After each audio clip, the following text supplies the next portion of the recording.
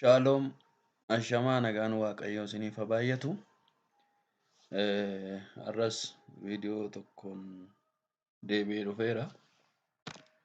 Yeroo darbee paartii 1 fi paartii 2 keessatti akkaataa ittiin Windows 7 fi Windows Server 2008 virtual maashinii keenya irratti ittiin caanuu dandeenyu yookiis immoo fe'uu dandeenyu walii wajjin ilaallee turre.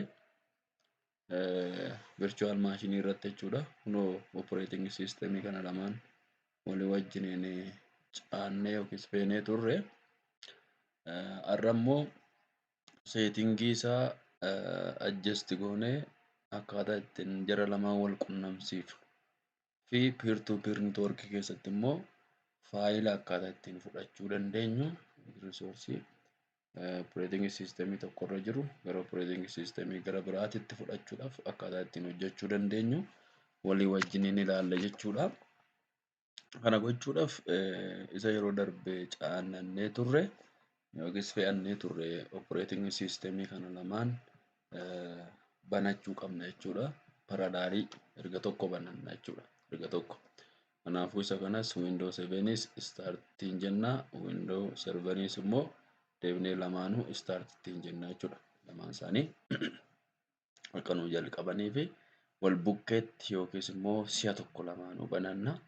Kanaan booda jara lamaaniif seetingii isaa erga guunnee fi booda tokko gara isa tokkootitti faayila fudhannaa jechuudha. Amma Windows Serveriin kun servera akka kiiliyantiittis akka serveraattis taphachuu danda'udha jechuudha. Meetaa fireem serveriidha. Kanaafuu lamaan isaaniitu kunoo nu bananiiru jechuudha. Kun Windows Serveriidha. Kun immoo Windows 7dha. Windows Serverii fi Windows 7 banannee jechuudha. Amma wanti nuti gochuu qabnu jalqaba irratti network discovery isaa banuu, file sharing isaa banuu, passwordii compuutera kanaa immoo yommuu servera kanaaf yookiis compuutera kanaaf share goonu akka nu hin gaafanneef isarraa cufnee IP address isaa kenninee fi kanaan booda quunnamtii isaa jiraachuuf dhiisuu isaa gargar baafannee gara faayila keenya share gochuutti galla jechuudha. Kanaafuu amma asirraa Windows Serverii kanarraati faayila keenya share gochuudhaaf seetingii isaa adjust gochuudhaaf iddoo kana dhufnee network saayinii yookiis immoo mallattoo networkii jiraachuuf dhiisuu isaatti gargar baafannu kanarra dhufnee click gaafa goonu network and sharing center arganna lafa kanaa. Kanaafuu isarratti click goonee galuu dandeenya yookiis immoo asii dhufnee start jennee achi control panelii jala seennee control panelii jala immoo ishee kana network and sharing center kan jettu kana click goona double click goonee galuu dandeenya jechuudha. Amma gaafa kana dhuftu network discovery'n offidha, file sharing'n offidha, public folder'n sharing'n offidha, network password'n immoo onidha. Kanaafuu isa kana cufnee jara sadan gara olaanuu kana immoo banaa taasifna jechuudha. Kanaafuu isa gochuudhaaf xiyya ishee fuulduraa irratti click goonee turn on network discovery jennee apply achi immoo yes turn on network discovery ishee bananneerra. Ammas immoo file sharing on gochuudhaaf ishee kanarratti turn on file sharing jenna apply ittiin jenna yes jennee galla jechuudha. Yes jennee galla. As immoo turn on public folder turn on everyone can see can change can create kan jiru on ta'ee jira. Gadi buunee immoo password isaa off goona jechuudha. Password isaa off goona akka gara kiiliyantiitti yookiis Windows 7tti gaafa iddoo kanatti fudhannu akka passwordii nu hin gaafanneef jechuudha. Maqaan kompiitara keenyaa immoo eenyu jedhama? Server jedhama. Server jedhama. Ishee kana jechuudha. Isas geeddaruu dandeenya maqaa isaatis akkamittiin geeddarra start jennee kompiitara bira deemnee rename ittiin jechuu dandeenya. Kompiitara bira dhannee start kompiitara bira deemnee asii property jala gallee property jala immoo change setting jennee change setting jala asitti change kan jettu nu arganna. change irratti click goone asii server ishii jettu kana waan gara biraa barreessine okay gaafa asii jennu restart godhaa jechuudha kompiitara keenya. Restart gaafa godhu sana maqaan kompiitara keenyaa nu jijjiiramaa jechuudha. Amma ani jijjiiruun barbaanne kanaafuu gara network and sharing setting keenyatti deebine iddoo kanatti deebine asii network and sharing setting jala amma discovery'n deebi'ee off na jalaa ta'e deebiseen on gochuun qaba jechuudha dirqama on gochuun qaba. Okay. Asii immoo IP addressii kennuudhaaf kompiitara keenyaaf IP addressii kennuudhaaf manage network connection gallee asii networkiin kompiitara koorraa qabu local area connectionidha. 3-4 ta'uu danda'a iddoo kanatti. Nama local area irratti double click erga goonee booda asii property gallee internet protocol version 4 kan jettu kanarratti double click. Kanaan booda obtain IP address automatically osoo hin taane automatically jechuun asitti DHCP dha jechuudha. DHCP osoo hin taane DNS yookiis ofii keenya IP address kennuufii barbaanne jechuudha. Kanaaf iddoo kanatti use the following IP address jenna. Gaafa asitti of eeggannoo guddaa gochuun dirqama ta'a jechuudha. Niitiwoorkii IP addressii kilaasii kam fayyadamaa jirra? Kilaas A dha moo? Kilaas B dha moo? C dha moo? D dha moo? Kam akka ta'e gargar baafachuun dirqama ta'a. Kilaas A yoo ta'e IP address jechuun biitii 32 kan qabu jechuudha. Biitii 32. Biitii 32 sun immoo 8 poorshinii 4tti gargar hiramanii jiran. Amma poorshinii ishee jalqabaa kan ishee taantuu fi ishee dhumaa. Kanaafuu poorshiniin kilaas A keessatti poorshiniin isheen jalqabaa network addressidha. Sadan hafan immoo hostidha jechuudha. Kompiitaraaf IP addressii assign gochuu kan dandeenyu jechuudha. B keessatti immoo isheen jalqabaa fi isheen itti aantu tokkoffaa fi lammaffaan networkii gaafa ta'an sadaffaa arfaffaan immoo hostii ta'u. C keessatti immoo tokkoffaa lammaffaa fi sadaffaan networkii gaafa ta'an ishee dhumaa duwwaatu hostii ta'a jechuudha. Kanaaf kilaas A kenninaaf yoo ta'e kilaas A faawundarii kam akka ta'e networkii keessatti beektu yaada. Kanaafuu 10 yoo jenne 10 tuqaa 0 nama barreessu kun hostidha jechuudha. Tuqaa 0 tuqaa 1 yoo nan jedhe kun kilaas A dha. Kanaafuu 10 isheen jalqabaa sun networkidha jechuudha. Ishee 9tti jijjiire yookiis 11tti jijjiire jechuun networkii isaa jijjiiran jira jechuudha. Kanaaf asii 10 jennee kennina waan ta'eef gara kilentii keenyaa yookiis immoo wiindoo 7 keenyaa gaafa dhufnus 10 yoo jenne malee wal argachuu hin danda'an jechuudha. Networkii tokko keessa ta'uu qabu jechuudha. Asitti networkiin subnet maskiin isaa ofiisaa nuu kenna kilaas A waan ta'eef poorshinii jalqabaa duwwaatu guutuudha jechuudha. Isheen kun 0dha jechuudha. Asitti DNS server kan jettu irratti immoo isuma sana irra deebinee kenninaaf jechuudha. 10 tuqaa 0 tuqaa 0 tuqaa 1 jenneetu isuma serveraa kennine irra deebinee kenninaaf jechuudha. Kun DHCP keessatti yookiis immoo doomeen kontiroolerii keessatti nu fayyaddi jechuudha. Kanaaf asii okay jennee baana. Amma konfigureeshinii kennineef jechuudha. Eenyuuf? Servera keenya Windows serverii keenyaaf. Erga isa kana fixnee booda asitti akkana deebineetu Windows 7 bira dhannee ammas network sign bira dhannee yookiis immoo start control panel jalaa immoo isa kana hundumaa keessaa network and internet kan jettu jirti. Ishee irratti click goona. Ishee erga click goonee booda network and sharing center kan jiru asii arganna. Isarratti click gaafa goonu discovery isaa open gochuudhaaf change advanced sharing arganna jechuudha. Advanced sharing jala amma kun turn on network discovery dha. Network discovery cufaadha. Kanaafuu isa on goona. File sharing printer sharing on goona. Cufaa waan tureef gadi buunee turn on sharing so anyone can read and write kan jedhu kana turn on goona. Ishee kanas immoo 28 bit encryption akka fayyadamu goona. Dhumarratti asitti paaswordiin keenya onidha off goona jechuudha. Off goona akka gaafa faayila keenya share goonu servera irratti yookiis immoo kompiitara gara biraa irratti paaswordii kompiitara kanaan gaafanneef jechuudha. Amma isa fidneerra amma gara adapter settingiitti yookiis IP addressii kennuutti galla. IP addressii kennuudhaafis asitti network baay'ee argachuu dandeessu. Kompiitara keessan Wi-Fi tti connect ta'ee jira yoo ta'e neetwoorkii baay'eetti konneektii ta'ee jira yoo ta'eef inni asitti liistii nuu ta'a jechuudha hundi isaatu. Ammaaf neetwoorkii tokko duwwaa qabna asirratti dabal kiliik goone piroopartii galla. Piroopartii erga gallee booda immoo intarneet pirootokool vershin 4 galla akkuma sarvara irratti kennine sanaan tokkodha jechuudha. Kanaafuu asitti immoo of eeggannoon itti gochuu qabnu automaatikaalii osoo hin taane DNS dha kan nuti barbaanne asitti IP addressii kana gaafa kenninu isa sarvaraaf kennine sana yaadachuu qabna jechuudha.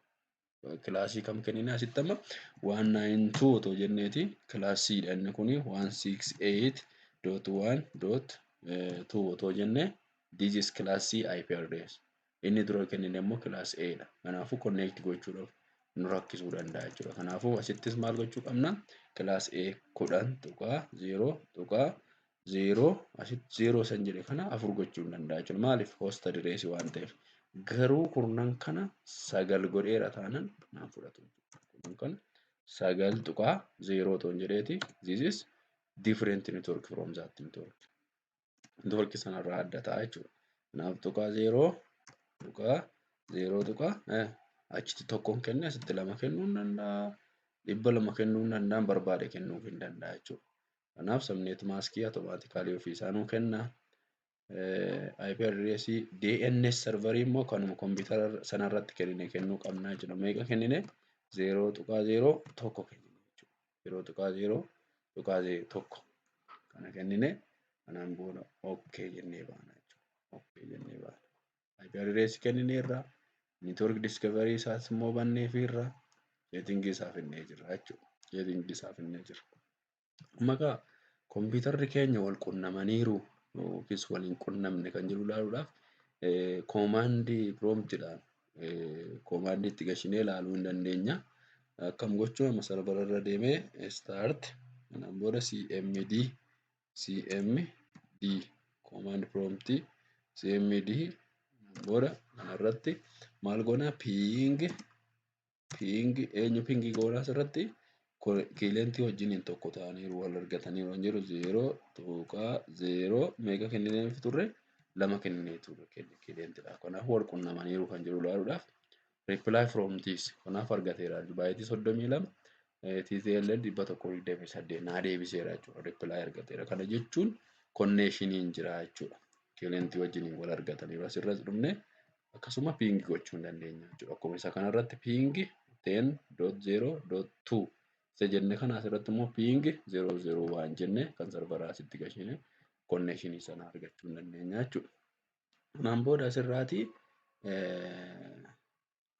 sarvara kanarra dhufne faayila sheer gochuu barbaanne sana asitti uumachuu dandeenya jechuudha. Sarvara dandee new achi foldera haaraan uumaa jira jechuudha. File for sharing maqaa foldera kootiti kana sheer gochuudhaaf foldera sanarratti right click goona achi property keessa galla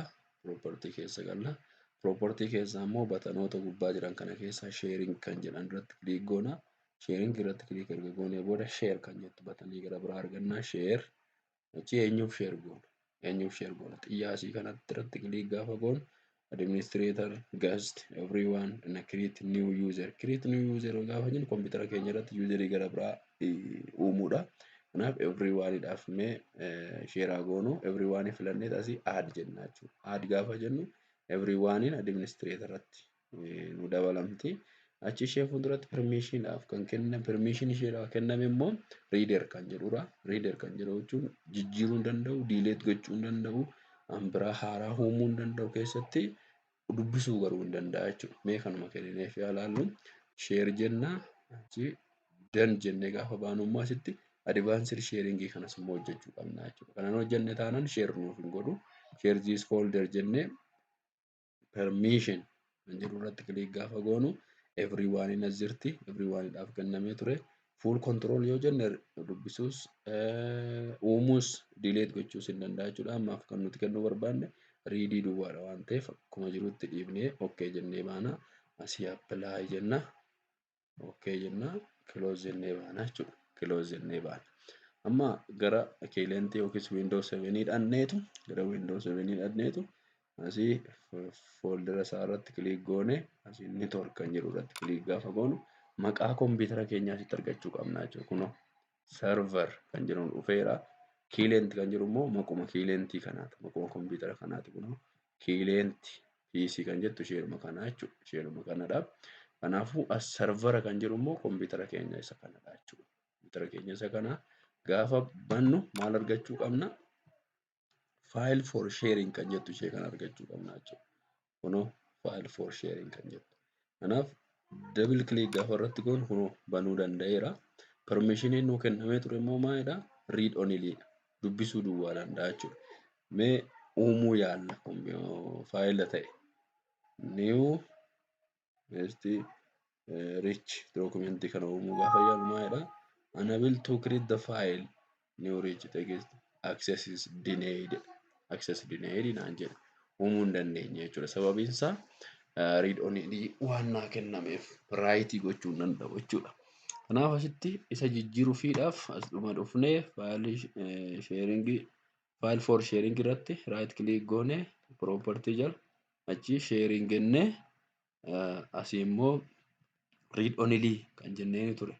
Change the sharing permission jechaara jijjiiruu dhufne waan ta'eef asii maal goona co-contributor or co-owner jechuu dandeenya. Kana lamaan keessaa tokko kenninaaf jechuun rewrite galchineerra jechuudha. Rewrite achi share jennee ammas done jennaani.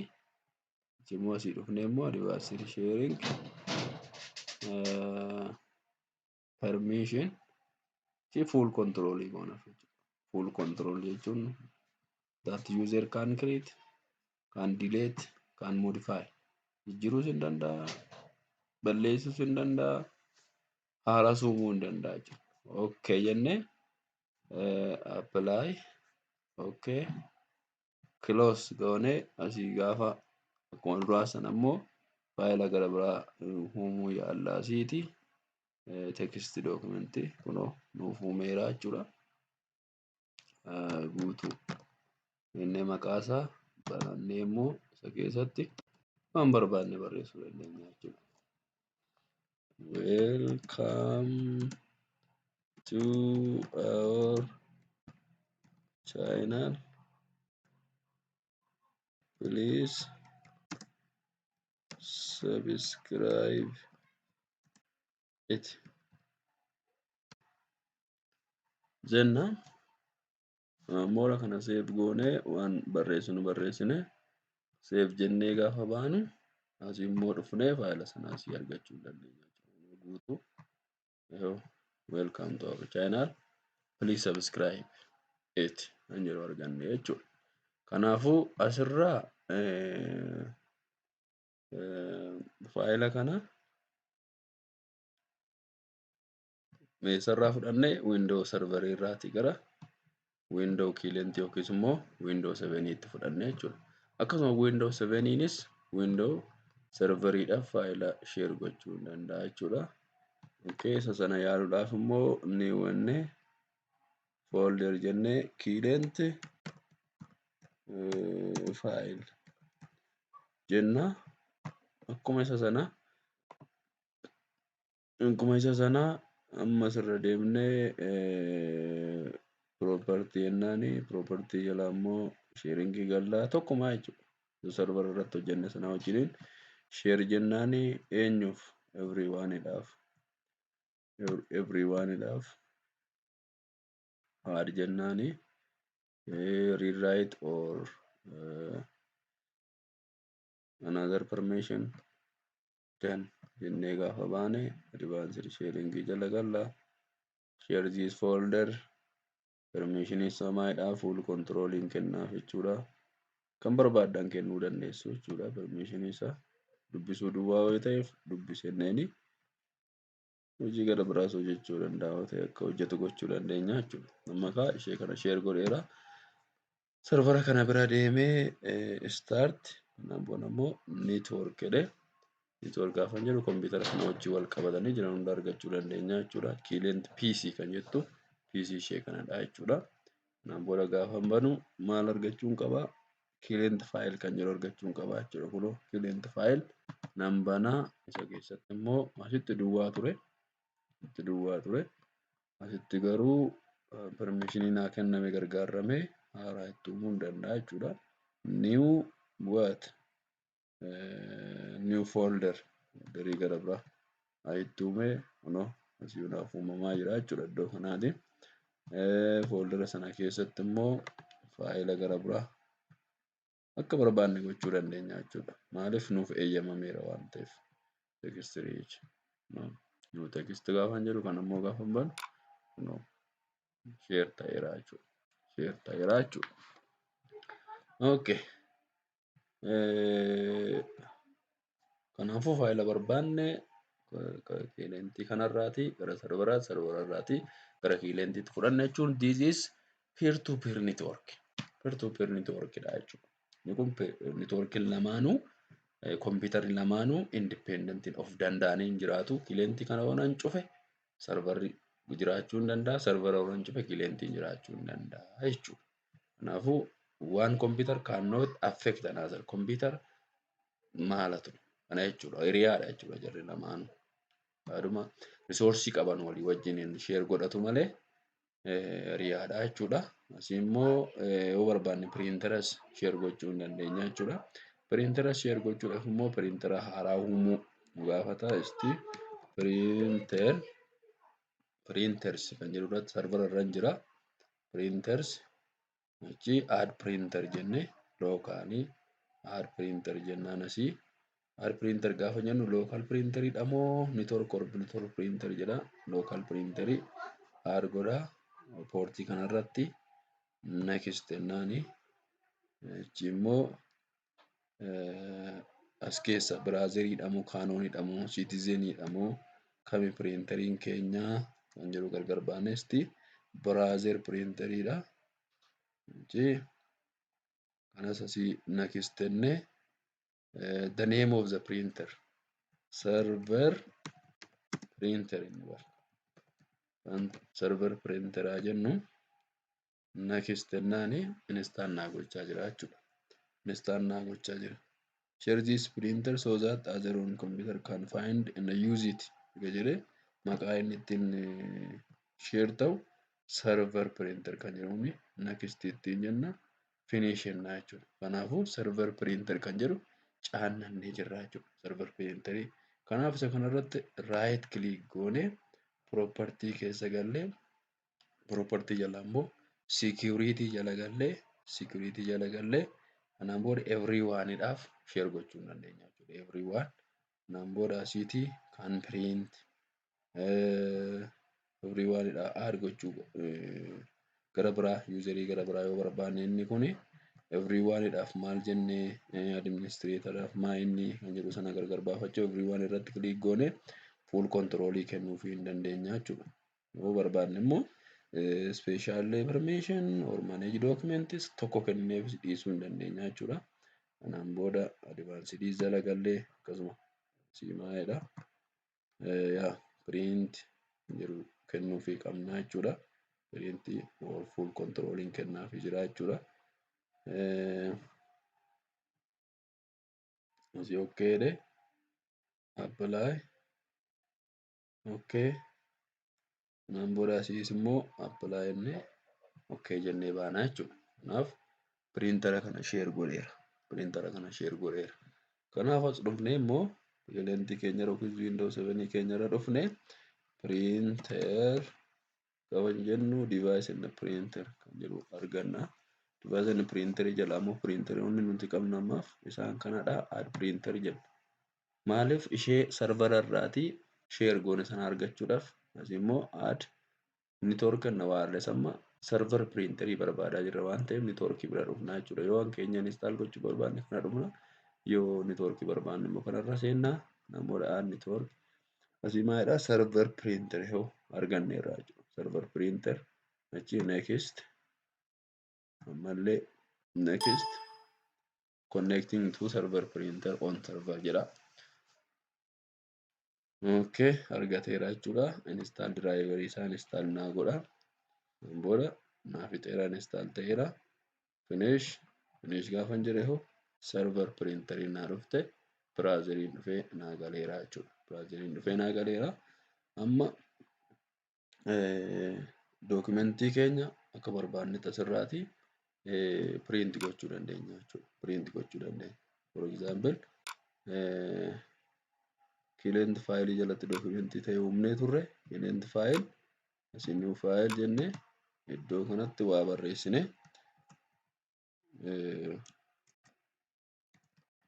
baga nagaan dhuftan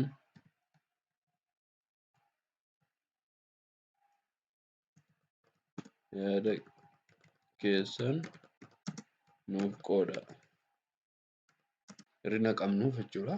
Kanaan booda isa kana print gochuu barbaanne print ennee kunoo server piriintariin naa dhufeera.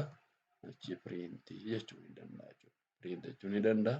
Hiirarii qaba amma piriintarii jira osoo hin taane yaaduma uumne waan ta'eef hiirariin jiraachuu danda'a. Asiitii maallaan jedhee asii hiirariin tokko jira servera irraati. Jechuun dookumentii tokko itti ergamee ture jechuudha. Servera irratti print gochaa jira jechuudha. Kanaafuu asirras dhaabbannee piriintarii gara biraa add goone printer ammoo kiilentii irrayin piriintarii share gochaa jira jechuudha. Add printer jennee add printer local or network localidhaan nuti dabaluu barbaanne next ammas immoo Canon haa jennu kun port isaaniiti. Canon deviceota Canoniiti. Next jennaani this printer will stand Canon yaa booda maqaasaa client printer maqaa barbaadan kennuufii dandeessu jechuudha asitti. Next install naa gochaa jira. Piriintaricha jechuudha akka haaraa bitannee dhufnee caanaa jirruuti jechuudha. Share this jedha. Okay. Finishing jedhaani. Amma piriintarii gara biraa naa dabaleera jechuudha. Piriintarii gara biraa naa dabaleera.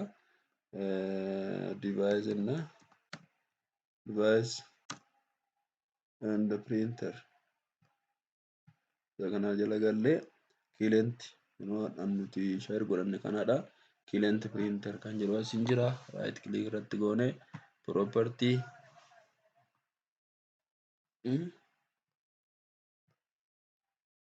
okay.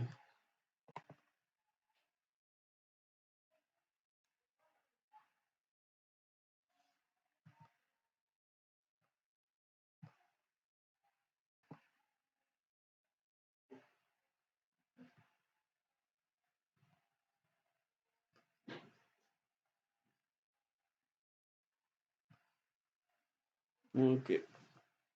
Server irraa qofa next deemnee asii device and printerii add printer jennee network irraa barbaannu kunoo client printer on client PC naan jechaa jira. Kanaan booda asiitii next jenneeni connecting to that install the driver jenna. Okay. Next jennee finish jennaani jechuudha. Kunoo client printer on client PC naan jechaa jira jechuudha. Kanaafuu share godhannee jirra jechuudha. Kanaaf serverris yoo barbaade isaan print gochuu hin danda'a jechuudha. Isaan print gochuu hin danda'a. For example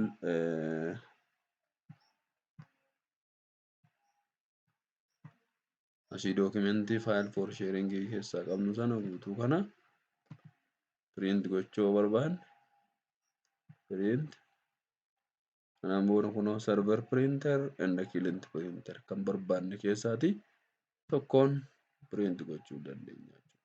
Print gaafa jennu hiirarii wayii immoo ofirraa qabdi jechuudha. Isheen kuni maaliif pages one page error from guest ownerin keenya gastiidhattiin jechaadha. Printer was not responding jedha asiiti. Kana jechuun print waan gochaa hin jirreef physically waan baasaa hin jirreefi Kanaaf akkaataa ittiin peer-to peerii keessatti faayilaa fi piriintariitti sheer goone ilaalleerra. Kanaaf galatoomaadha.